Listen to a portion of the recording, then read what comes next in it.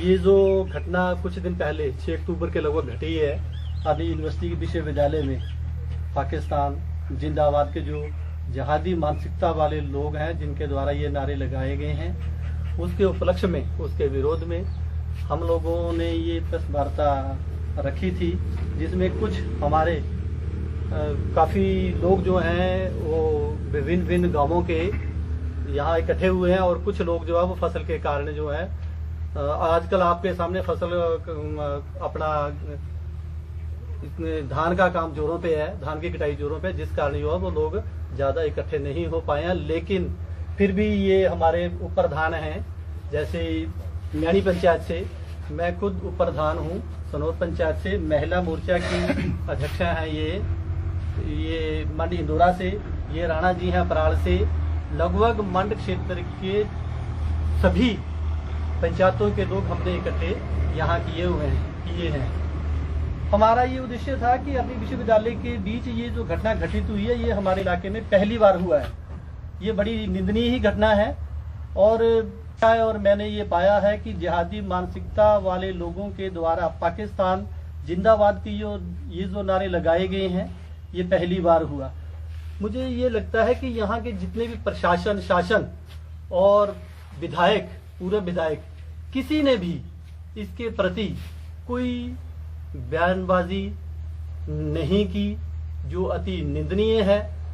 और सरकार इनको अपनी सुरक्षा के लिए चुनती है, लेकिन इनके द्वारा किसी प्रकार का बयान ना देने पर हम लोगों ने ये निर्णय किया है कि अपने स्तर पर अपनी लड़ाई जो है हम खुद लड़ेंगे। आप देखेंगे कि कुछ दिनों के बाद शायद हम लोग इसको बड़े आंदोलन के रूप में धरना अमर अनशन पे हम लोग बैठने जा रहे हैं।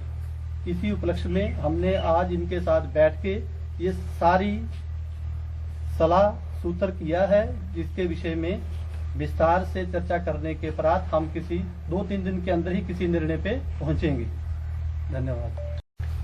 नमस्कार जी, मैं सुमन कौशल, भाजपा महिला मोर्चा अध्यक्ष हूँ।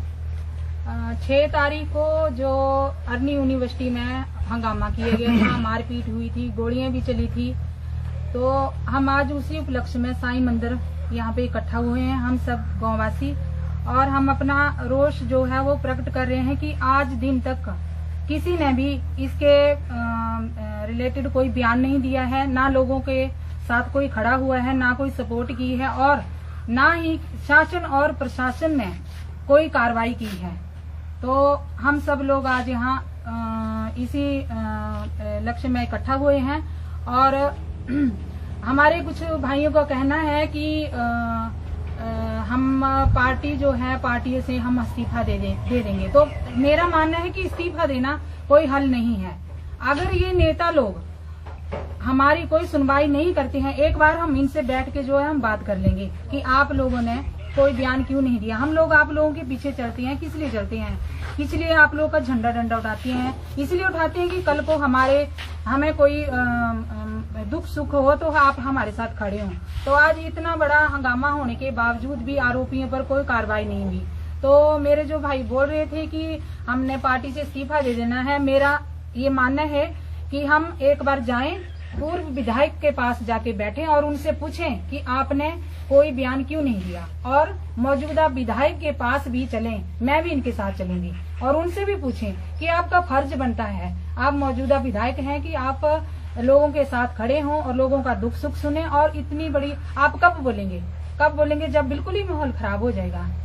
तो हमारी शासन और प्रशासन से यही विनती है कि अगर इन्होंने आरोपियों के खिलाफ सख्त से सख्त कार्रवाई नहीं की तो हम बहुत बड़ा धरना जो है देने वाले हैं।